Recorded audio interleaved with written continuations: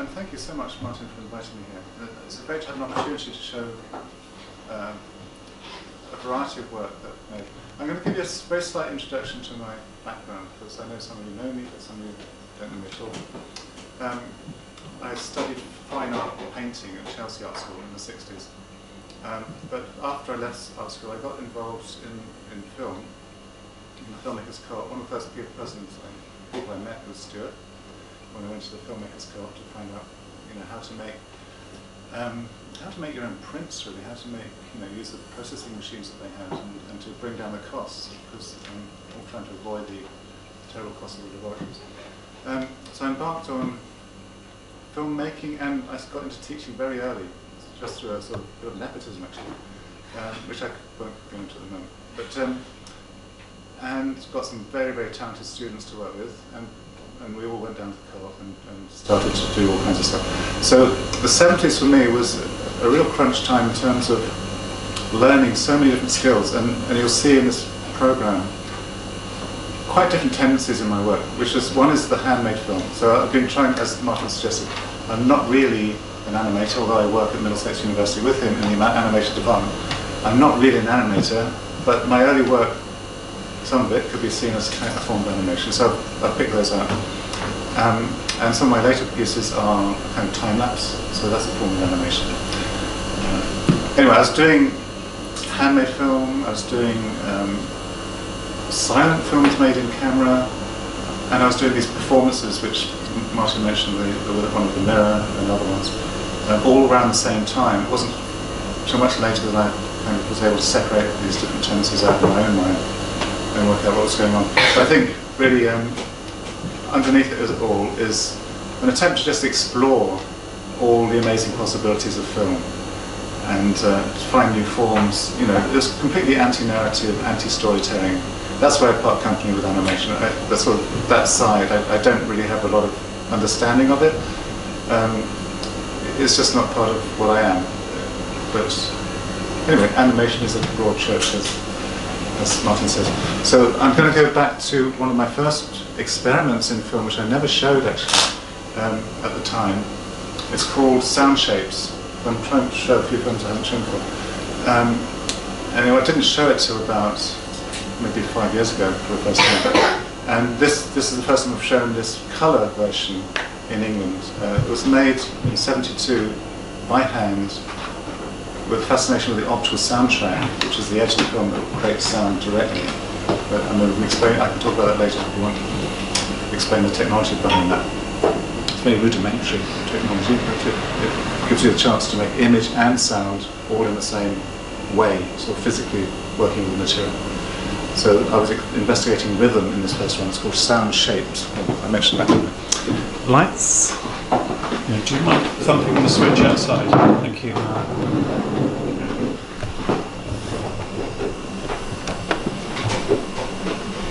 Yeah, just give it a good thump. Okay. Right, okay.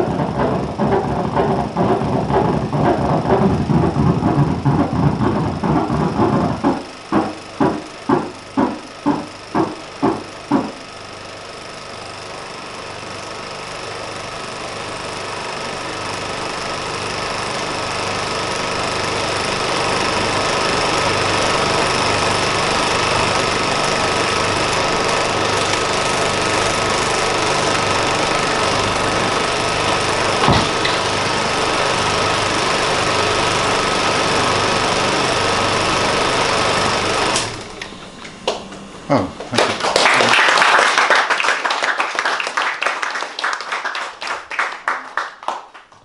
Well, this next one was a request actually by Stuart. I saw Stuart the other day at the opening to Stephen Ball and the St Martin's students film show, which I recommend you get to. And Stuart said, well, you're going to show at the Academy, aren't you? So I thought, okay, better show that one. This one,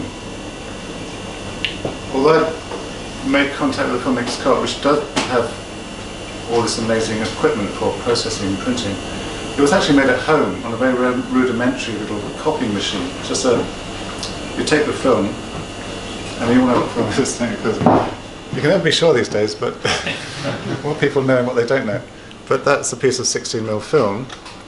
So you basically just take the raw film or film with an image on it, and this is a found film, and then you copy it by running it under a light source with a wheel that just drives it through, and you just put it into a bin, and you put it onto a spiral and put normal sort of photographic chemicals into it, and it will come out as a negative of the image that you originally had. So if your original image is negative, it would be positive. So it took that idea of copying, and sort of like took it to the nth degree, really, of seeing how far I could push the idea of copying something. Well, anyway, that's enough, I think, so we'll just run.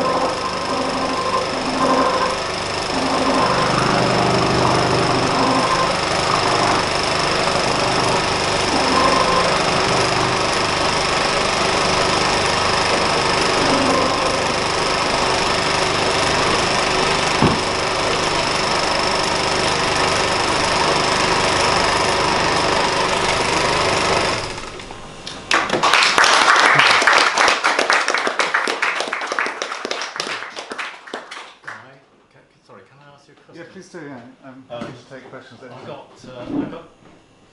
always thought I knew how you made this film, then you described some process that I didn't understand. And you said how did you think on it? So, well, I thought it was 16mm leader that you normally get, on that's got the pips and whatever. Yeah. You ran it through the printer, processed it, took that print. Yeah. But and you just sort of recycled it, sort of re-looped it, so that it sort of moved through a whole sort of period of degradation by reprocessing it, printing it and reprocessing it, and then joining all the pieces together again.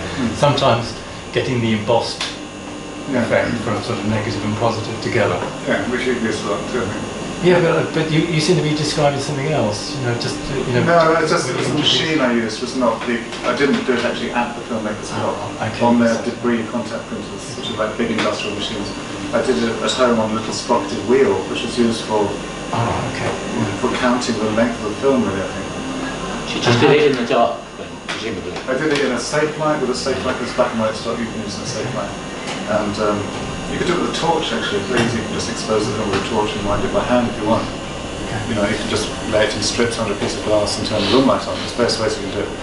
But so it was, it's all the things you're describing, using positive, negative, and this thing called bas relief, which is where you put negative and positive together, and then you have to shine a lot of light through. And instead of them cancelling themselves out completely, you get a slight darkening of one side and a slight lightening of the other, which makes it look like there's an oblique light. And that was the idea behind the technique used in that very last section.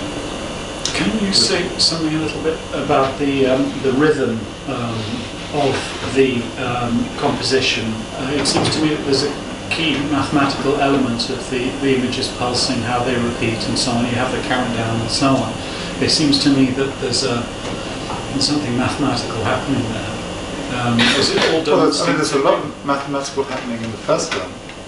Because that was the thing about film. One of the beauties of film, when I first discovered it, it's like 24 frames a second. It's not like 27 or something. 24, which is a lovely number because it divides in so many ways. 8, 3, 6, 4. So with that film, do you mind if I talk about the wrong film? Yes, go for it. Yeah. With that film, you have. I was basically trying to. It's about visual. I think maybe I'm a sort of frustrated musician who wants to try and understand sound by making images of sound, and dividing, being able to have a 2 set against 3 rhythm against, 2 against 4 quite straightforward, but 2 against 5, 3 against 5. 5 doesn't go into 24, but that's cheap. So that was a way of just exploring all those different sort of counter rhythms. If you're a drummer, you could try and actually do that. It's incredibly hard to do. Well, Academy Leader has also a mathematical thing behind it. By the way, it wasn't until much, much later, probably about 40 years after I made that film, I got an email from somebody in the States to say I didn't use Academy Leader. And I thought at the time it was Academy leader, but it's not. Academy leader is a very specific kind of leader. Can anyone fill me in on that particular subject? Academy countdown leader. It's the leader that's used to queue up films. Well, you've seen it twice now. Well, the first film had it as well. It's not usually projected for the audience. But Academy leader does, I don't know what the interval is, about half a second or something between numbers. So it has a mathematical basis to the countdown. And it usually ends on, usually you get a beep on 3. Sometimes it's 2. It depends on the different countries, but in the different sort of practices. This one's a bit unusual because there's a double beat on 4, I think. Dee-dee. And it's a BBC countdown leader. So I was kind of lucky with that because it makes the soundtrack a lot more interesting. And one of the things that came out of this whole process of copying and positive, negative, bas relief, all that stuff, is whatever I was doing to the picture, I was simultaneously doing it to the sound. And it has such a different effect. Like the image looks almost like it's becoming like a relief, like stone almost. It sort of feels three-dimensional. And yet at the same time the sound is becoming more and more plaintive. It's like it's going off into the distance and sounding a bit sad. It's like a very strange combination of things that happened just by that process. But in terms of the whole structure of At the Academy, the film, yeah, I printed off a lot of stuff, and I had to edit it. There's some joins in there. It wasn't all done, in one big reel. And I just creative development that goes from, the expectation of you think actually the film's going to start, but actually, I guess it's a little while before you realise that what you're watching is the film. By the way, the film was sold to the Australian Film Archive in Canberra quite some time ago, and then they asked me for another copy, and I dug around and found out the reason that they wanted another copy, that they'd buy another copy from me, is because obviously somebody thought this was a faulty film and would throw it in the bin. I'm sure that's quite nice. So I got a second sale out of that. Does that answer your question about maths? I mean, animators. Are you all animators here? You have to be aware of maths, don't you, in animation? It's something that underpins everything you're doing. When you started, did you plan it out, or was it just done on the fly as you went through? It probably it may look a bit more organised than it really was. It was just, I was trying stuff out, and like I'd had to do sections of material. Maybe I'd make a loop, because working with loops is very handy. Also in projection, by the way, I do a lot of work with my partner Lynn, where we put 3 or 4 projectors together and work with sometimes with loops, sometimes with reel-to-reel material. You can make a loop that's this long and it'll just endlessly go down the projector. But so that was also a big part of the printing technique. So that countdown from 10 down to 3 or 2 is probably about this long. So that would make a nice little handy loop that I could put onto the printer and just print it, and then rewind the stop, print it again, but slightly displaced. Well, when you're rewinding and reshooting, are you actually looking at the frame counter? How much is conscious? Do you have a permutation going, or is it instinctive? If you're rephotographing, creating loops and so on. Yeah, but maybe if you're an animator, you're thinking like frame by frame. It's not actually made frame by frame. It's made in long stretches. So I'm doing buckets of stuff, and then I'm seeing what these lengths look like against these lengths, and then creating an order out of those. So it's instinctive. It may look like a lot more work than it really was. Maybe that's the way to do it. And I mean, one of the things about working in the animation department, people like Jonathan Hodgson and others, Martin and others, is the amount of labour that goes into animation. It's just phenomenal, and I just couldn't do that. I really wouldn't have the patience to do that. I did it. I mean, sound shapes. That is all done by hand, punching, and scratching onto the side of the film. But that's when I was young. I wouldn't do that now. But your work is extremely painstaking. I mean, well, I mean, I do spend a lot of time on certain things, but I wouldn't get into that sort of labour so much now. I don't think so. I sense a little modesty going on there. Well, I'm just, I'm amazed at how, just how much work goes into an animation film. About the first film, because I think you thought that might be a particularly interesting film for us, and we didn't ask any questions about it, and you sort of kind of answered the question I had. How did you actually sort of get synchronization? You've got the sort of circle, and you've got a slap, you've got sound, and then you've got a triangle, and that has a sound. You did all of this sort of individually, sort of frame. Yeah, so you just have a length of, like a ruler, and, well... And you fitted the sound to it afterwards? No, it's all done at the time. What I really have to do now is do a little demonstration, which is what I do for my students. But if I turn the projector around, you'll see that there's the picture. The gate is here. The lens swings open. You've got the gate where the light is coming through. The light's obviously inside the projector. I'll turn it on. It's going to be incredibly bright. Okay. Right. So you've got the light inside the projector there. You've got the optical sound head there. Sorry, the optical sound head and the light for the optical sound. Back on. So, if you make a mark, if you scratch right across the film, you're going to see a line, and a second later, in fact it's 26 frames later, you're going to hear that sound. But you're going to hear a beep sound or a plop sound kind of thing. So the reason is because you've got an intermittent mechanism for the image, and you need a smooth mechanism to create good sound. So you have this rollers and stuff, and a bit of, that's why you have a loop at the top and the bottom to ease out the intermittent motion and turn it into a smooth motion by the time it reaches the sound head. So for sound shapes, I just basically, if I had decided I wanted a triangle with 6 little scratches on each frame, those would have to be made 26 frames ahead. So the 6 little scratches are appearing here in the projector, and the triangle is appearing there in the projector at the same time. So it wasn't subsequently done, as somebody suggested. That little pattern shape that you're scratching on.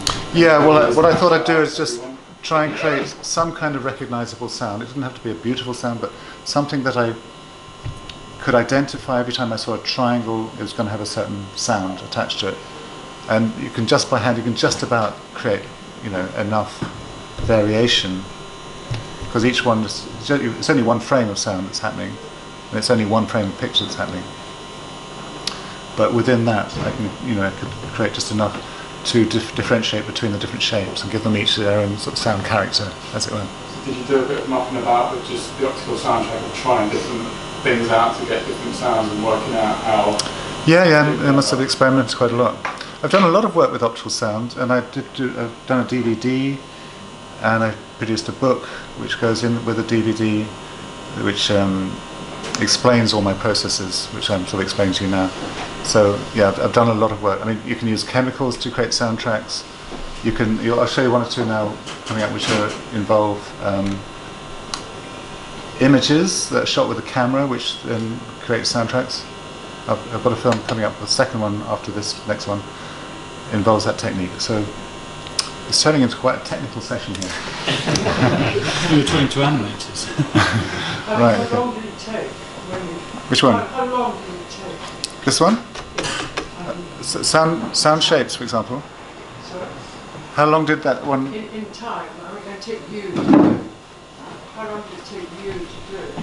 Which film are you talking about? The sound. The first one you saw. This one. I don't know. I never thought I was making a film. That's the weird thing. I thought I was just experimenting. That's why I never showed it. And it was only later that I sort of showed it by chance, and people said, "Hey, they really like that." But I don't know how long it took. It just took a long time. So it's in colour, you know. Well, the colour came much later on. It was punched using a hole punch. I just got a bunch of different shaped hole punches and punched into black leader.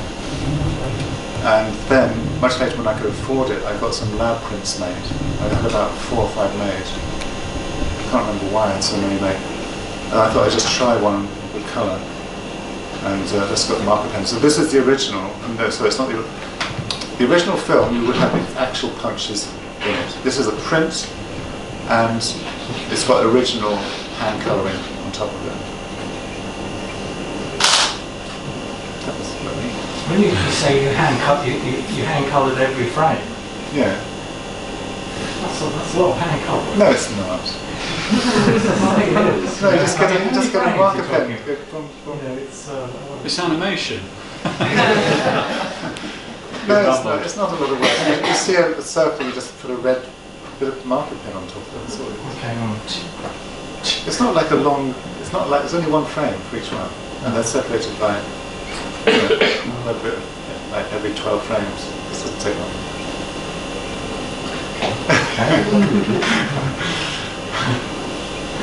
Yeah, maybe I should accept that I'm an animator by the time of it. Has anyone drawn comparisons between these works and the work of Norman McLaren, for example? No. No, not particularly. Okay. Well, may I make an observation Yeah, go on. that there is some, there is some continuity, I think, between your work and some of Norman McLaren's work directly on film. Although I think your purposes and objectives were very different. I think there's a certain overlap. He painted on film, didn't he? Yeah. He was a lot more anthropomorphic though, wasn't he? And then he got more Yeah, he couldn't abstract. avoid putting something anthropomorphic in it, really. He got abstract towards the end. Was it synchrony or something? Yeah, some of them are definitely amazing things that he does, or did. I actually went up to Stirling recently, and there's a big exhibition there, a permanent exhibition of his drawings, quite Stirling and Stirling University. Of those two, like Norman McLaren and Len Lai, I sort of identified with Len Lai more than Norman McLaren, because I just love his sense of his playfulness and his the musicality of it. But yeah, Norman McLaren is incredible artist as well. But there is something a bit Mickey Mouse that he puts in there at the end, which I don't quite go along with. Yes, I'm trying to remember the name of the particular film. Maybe it is Synchrony, which is very mathematical and consists of square shapes. That's the one. Yeah. He cheats slightly in that. It's supposed to be the same idea, you know, what you see in the frames, what's on the optical track, but he actually sort of coloured it and did various things. But it's the same. He was supposed to be able to I mean, he could do whole tunes. I mean, whether that's a merit or not, I don't know. But, you know, Well, he would actually, I mean, the way his technique was to have the camera pointing down to a table, and then he'd have a set of cards, which he'd have a widened frame, a bit like, say, Super 16 films now, uses a wider frame, so it shoots film where the optical soundtrack would be. So he had a camera which would take in the optical soundtrack when he takes a frame, but he'd put down a card with various patterns on it, and that would give a certain pitch. But he was thinking of sound in terms of like boom, boom, boom, boom, boom, boom, that kind of stuff. You know, it's like tones and pitches, set pitches.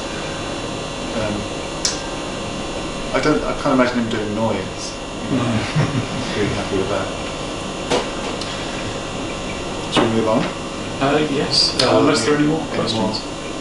Questions? We can always come back to stuff. So, are you using this projector again, or do you want Yeah, I'm going to. Well, actually, I put this into 2 halves. This program. You better tell me when to stop. Actually. Well, if you've got 2 halves, then tell me when you finish the first half. We'll do it that way. It's 8:30. Is that okay? Yeah, that's All right. So there are 2 more on this, and then I'm going to show you a work in progress piece, and then there'll be a break. So but perhaps we shouldn't talk too much. So this next one actually was a bit of an oddity again. Taking this chance to show you some oddities. This was from a film called Newsprint, which I also made in 1972, like the sound shapes. And with Newsprint, I took a newspaper. It was actually on Sunday. It was a colour supplement. It was Easter Sunday, 1972, and I spent the whole day pasting strips of newspaper onto clear film, and that creates the image and the soundtrack. I wanted to see what happened with all these sort of rollover patterns, possibly, you know, with all the text of different sizes and widths and so on. There was a section at the end which was the colour supplement, which I didn't have the technology to, or the money perhaps, to make a proper print from, because I couldn't. The film that was the newspaper that stuck to the film wouldn't go through a projector. It was too thick. So I had to make a print, but the filmmaker's cot came in handy there. I could make a print and I could do the soundtrack there of the black and white, but I couldn't do the colour. And it was much, much later. It was a few years ago, in fact, about 5 years ago.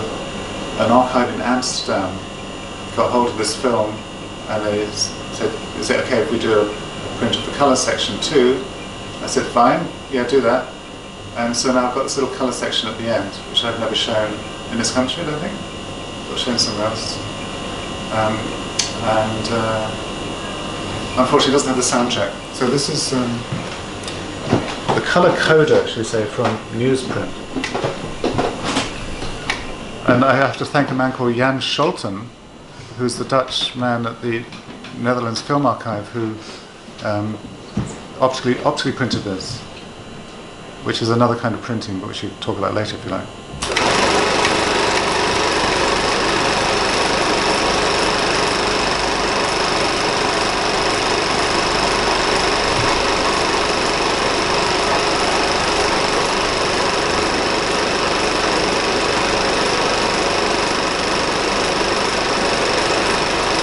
Oh, sorry, it's going to take a bit longer to get started.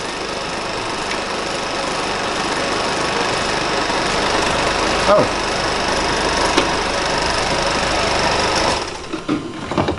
When I did that demo, the projector came off its stand.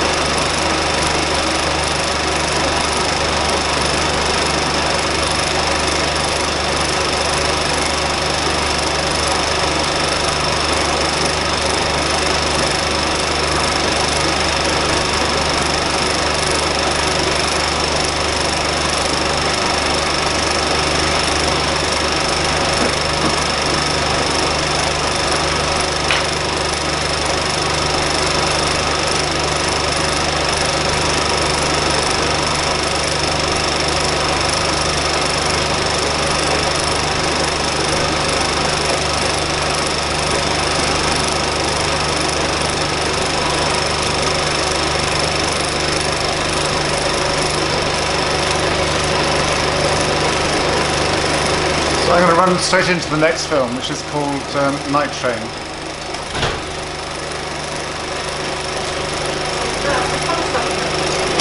Sorry? Did that have the colour supplement bit on the end? That was the colour supplement. Not the All- whole, not the all whole. of it? No, it wasn't the entire colour supplement. It was just bits of colour supplement. What if you were to actually use the sound head? What's actually going through it? Oh, because it's optically printed, it means only the picture area was recorded. Oh, I But see. on the original newsprint film, which exists as a black and white print, that does have a soundtrack. And it does a lot more with the different types of text than this colour supplement. What was so surprising to me when I saw it only a few years ago was the amount of texture in it. Just that, I think he'd done a fantastic job, this man who printed it in Holland, in terms of the way he'd lit it to create, to bring out the textures in the paper. Should we move on?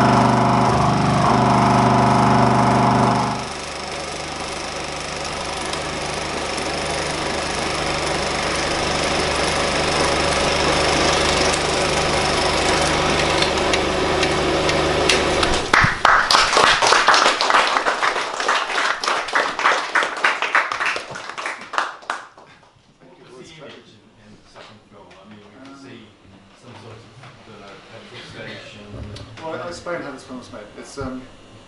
It's actually made in one take initially from when I started teaching up in Wolverhampton. I was on the train a lot, and so I'd be going up and down. So it's made by winding in the days when the train window was a bit lowered, I clamped my camera to the side to the window, and it's looking out across the landscape, and it's filming the journey from Birmingham to London using a slow rotating shutter speed. So it's a time-lapse film, but in a way there's two kinds of time-lapse. There's time-lapse where you can go like that, or you can have like a long exposure time, and you move on long exposure time. So this was a shutter which would just gradually go around like that, and it would record the lights in the landscape at different lengths, depending on how close they are to the train. So if it's a light that's very close, it would go right across. In the distance, it would just be just like a pinpoint. So that original piece of film, which lasted about 2 minutes, was the length of the film. When I projected it, I found it interesting, but not what I was wondered how I could push it a bit further. So I used this similar technique to one at the academy, where I would print the film, and then wind it back, and displace it by one frame, print it again, wind it back, print it again. And I think it did about 9 times. So each individual frame, which is just like 1/24th of a second, or even less than that, became about a bit under half a second.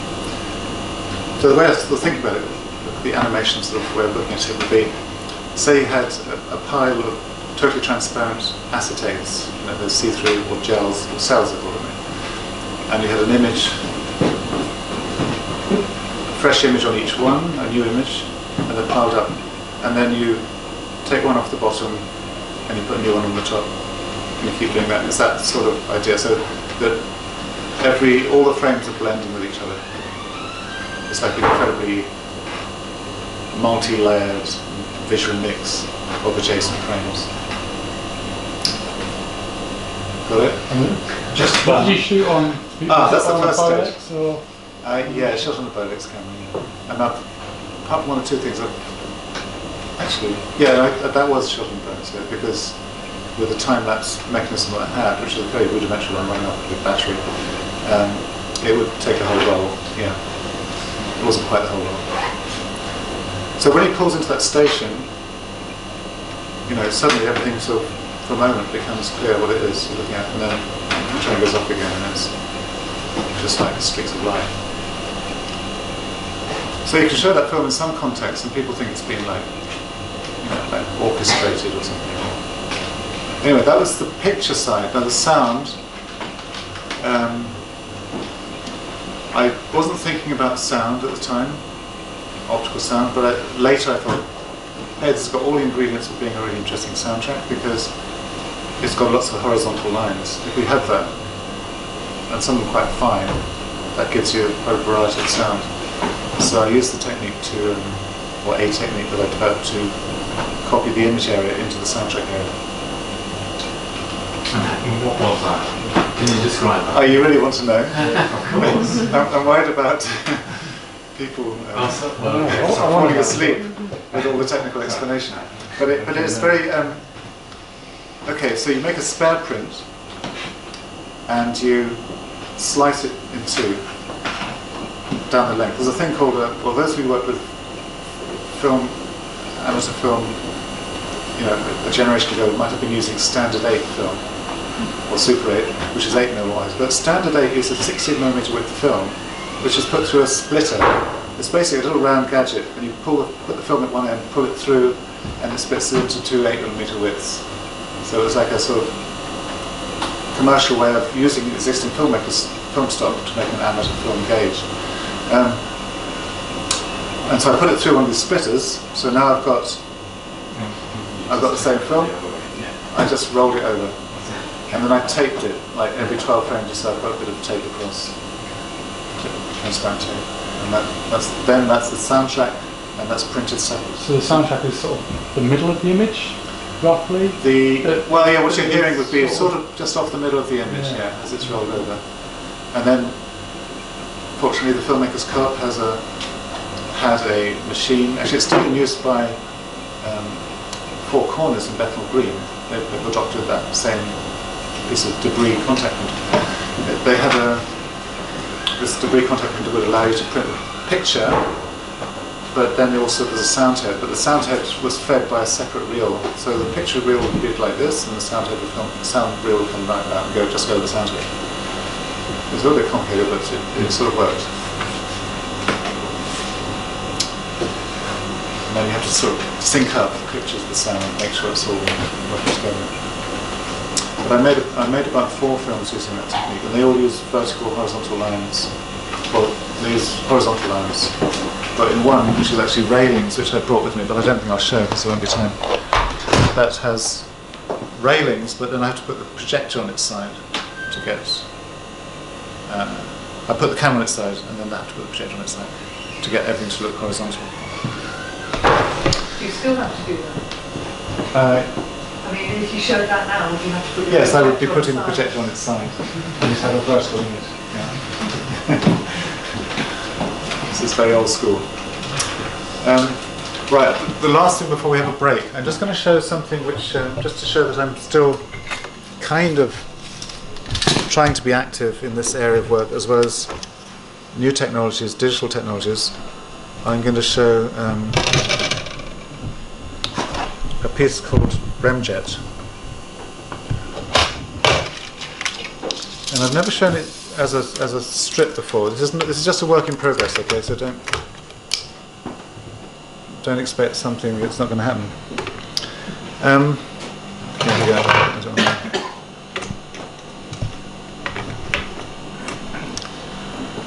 So as I'm lacing up, I'll try and explain what Ramjet, how I came to make this film.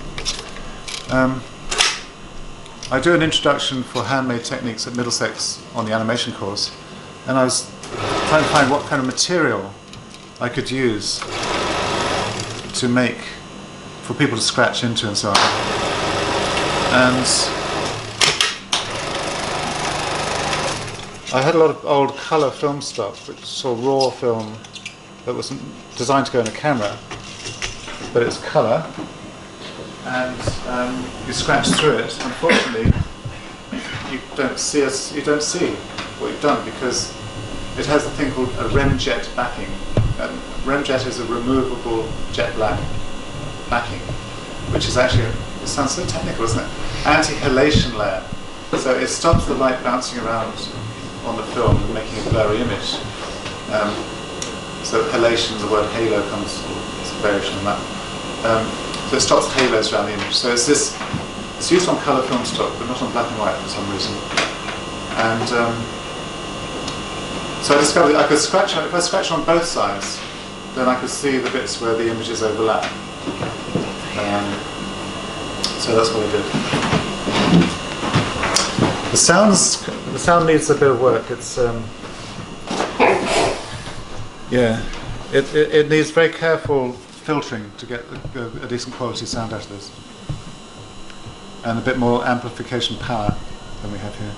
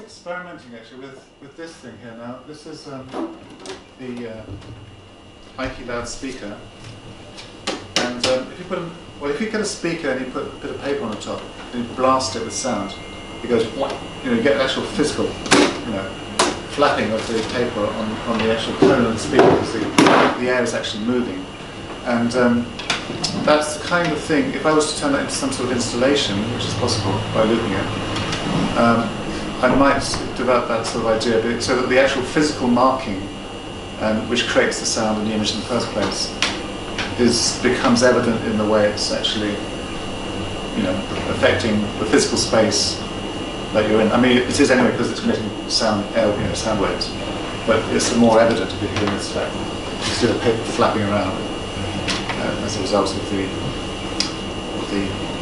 light passing of the film passing over the light on the projector.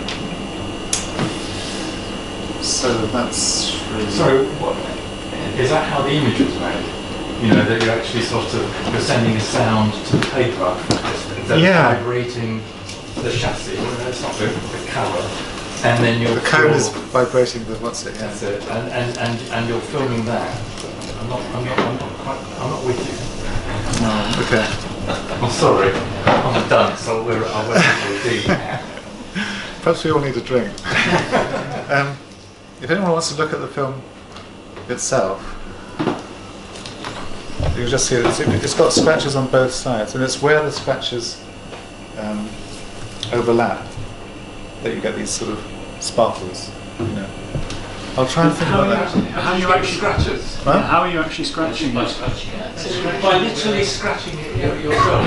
Yeah. So you have all these neat What's that? You have all these neat parallel lines. Now you're not using a code like let lie. How are you doing that? I mean, just using a ruler and a safety pin.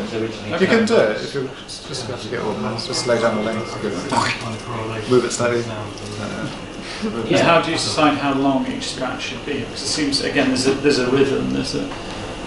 Well, again, it's experimenting, isn't it? Okay. It's a work in progress. Right. I mean, I just put actually, I should say that I have never shown it as a length before, but I have shown it once with my partner Lynn, where actually I was doing a sound mix and she was working with, I think it was 3 projectors with loops. So there were each little section was one loop on each projector, and then they were creating a combined image on the screen, in which the focus was shifting, and the size was shifting, and the sound was being filtered in different ways.